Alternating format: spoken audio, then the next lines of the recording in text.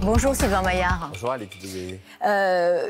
C'est une semaine cruciale, alors on n'ose même plus utiliser ce terme de crucial, mais enfin, c'en est une quand même pour le Premier ministre qui devrait annoncer la couleur de son budget.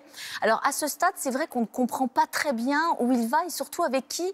Dans Le Parisien, il a dit non à toutes les revendications des socialistes, la taxe Zuckman, la suspension de la réforme des retraites. Comment est-ce qu'il peut espérer une non-censure des socialistes? D'abord, il va porter sa politique devant le Parlement. Je pense que ce sera plutôt la semaine prochaine, puisque nous recommençons notre travail parlementaire fin de cette semaine. Et puis, il va pouvoir tracer des pistes de ce qu'il souhaite. Moi, ce que je crois important, et ce qu'il a dit, la main est à l'Assemblée nationale et au Sénat. C'est nous qui allons pouvoir construire le budget. Il faut l'entendre, on a changé d'époque.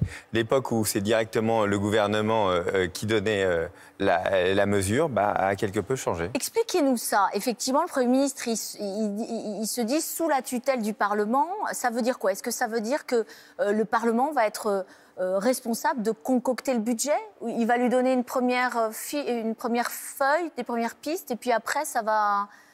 Responsable, on verra bien. Vous savez, j'ai l'habitude maintenant, ça fait un peu plus de 8 ans que je suis député. On a vu parfois des assemblées qui n'étaient pas très responsables. En tout cas, le gouvernement donnera le cap. Sébastien Lecornu donnera le cap de ce qu'il veut sur la trajectoire budgétaire. Et puis après, à nous de composer en fonction des problématiques fortes qui sont les nôtres, entre autres la dette.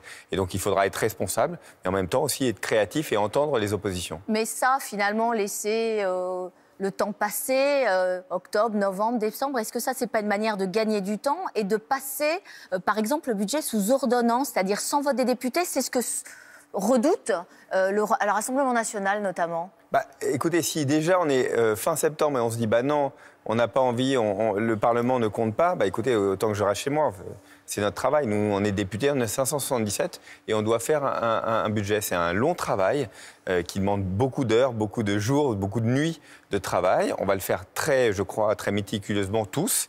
Et puis, on aura une copie qui va s'améliorer au fur et à mesure du temps, des passages entre l'Assemblée et le Sénat, pour à la fin arriver à un budget. J'espère qu'on trouvera une majorité. Mais je reviens à l'entretien au Parisien où il dit un peu niette à toutes les revendications socialistes. Est-ce que c'est une stratégie de négociation ou est-ce que c'est une position arrêtée? Non, c'est la position qui a toujours été celle du bloc central, c'est-à-dire rappeler nos ancres. Nous, on est pour une politique de l'offre. Nous sommes pour faire en sorte que la dette baisse et il trace des voies qui nous semblent raisonnables. Mais ensuite, on sait très bien qu'il faut trouver une majorité. Donc la main a toujours été tendue, nous l'avons toujours tendue et nous continuerons à la tendre vers les socialistes. Et c'est à eux de prendre leurs responsabilités. Vous savez, pour qu'on ait un budget à la fin, il va falloir que chacun d'entre nous fasse des efforts et des efforts importants. Ça va nous coûter tous politiquement. Nous, on n'a pas l'impression que le Parti socialiste a bien compris ce qu'il devait faire pour arriver, en tout cas à l'heure actuelle, pour arriver à un budget. Mais nous sommes prêts, en tout cas, à tendre la main et trouver des voies de compromis. Oui, mais à vous entendre, on a le sentiment que vous estimez que les socialistes ne sont pas prêts à faire ce compromis-là. Quand on les entend refuser, on a l'impression qu'ils sont bloqués par rapport au travail parlementaire. Moi, je leur dis une chose importante, je crois que les Français, ils nous regardent. Ils disent à quoi ça sert les députés?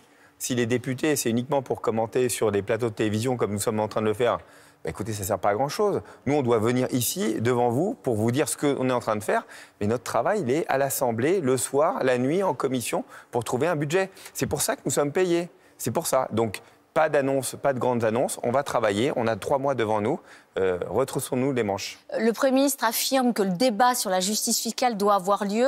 Ça veut dire quoi? Est-ce que ça veut dire qu'il faut donc taxer davantage les ultra-riches?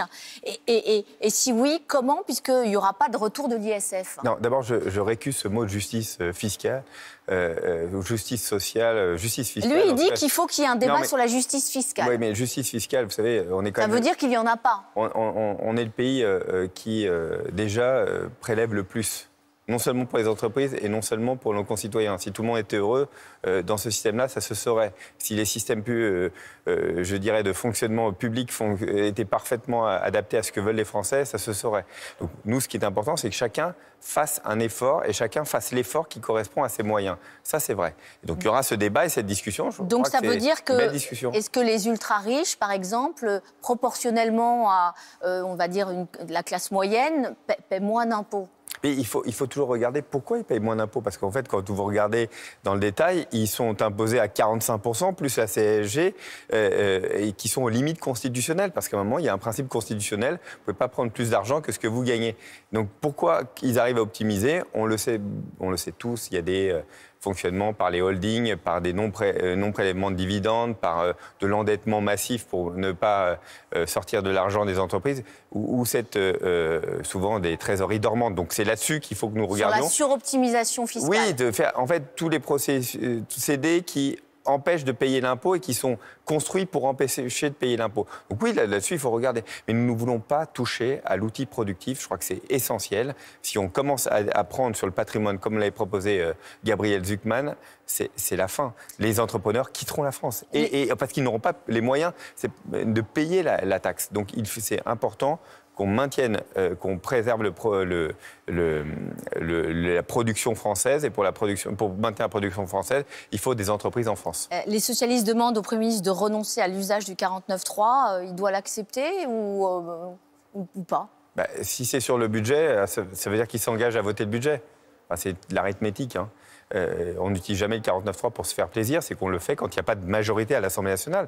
Si eux s'engagent à voter le budget, évidemment, le Premier ministre n'aura pas besoin de passer par le 49.3. Nicolas Sarkozy a été condamné jeudi dans l'affaire dite du financement libyen à 5 ans de prison ferme. Il dénonce un procès politique. Est-ce qu'il a raison? Je suis dans une situation compliquée. Je suis un député, on n'a pas commenté une décision de justice. Il y aura un appel, et tant mieux s'il estime qu'il doit qu'il y ait un jugement différent, et c'est sous son droit. Il est présumé innocent. La seule chose, la question qu'on se pose tous, évidemment, c'est le fait d'envoyer en fin de première instance directement un prévenu, et en l'occurrence Nicolas Sarkozy, en prison.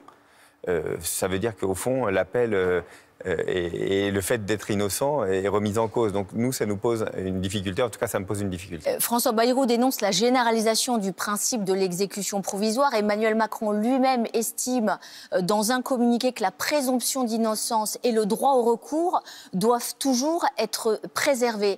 Est-ce que les magistrats auraient dû attendre l'appel avant d'envoyer Nicolas Sarkozy en prison? A priori, il n'y a pas de risque de récidive, il n'y a pas de risque de fuite.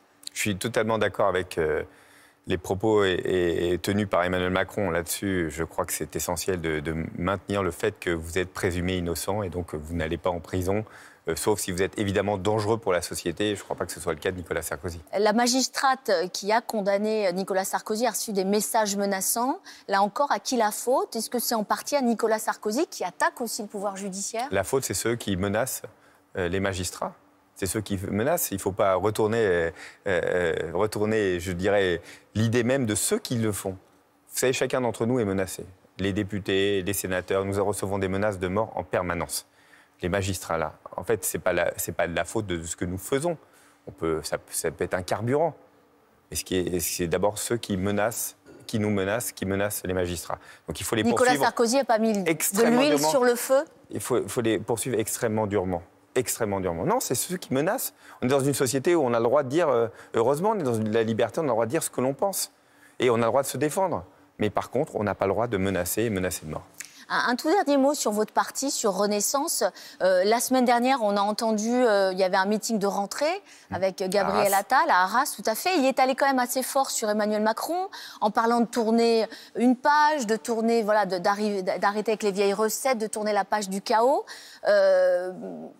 Il n'est pas allé un peu fort, Gabriel Attal? Ce sont ses mots.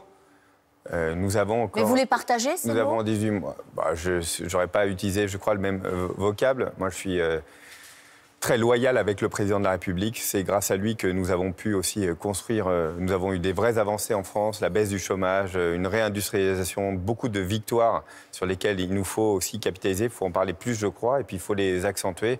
Je crois qu'il n'est pas temps de tourner une page, il est temps, au contraire, de travailler pour les Français, se concentrer sur les 20 mois qui nous restent pour faire en sorte qu'au quotidien, comme je dis souvent, le travail paie plus, trouver les moyens pour que chacun qui travaille gagne mieux et gagne mieux sa vie. Et Gabriel Attal a promis un projet de changement profond pour les décennies à venir. En clair, il est candidat pour 2027. C'est un bon candidat. C'est le meilleur en ce moment? Même ça, on n'est pas du tout dans le temps de la campagne électorale. Ou s'il y a une campagne électorale qui commencera, ce sera la campagne municipale. Et on a peut-être l'occasion de me réinviter pour Paris, en tout cas.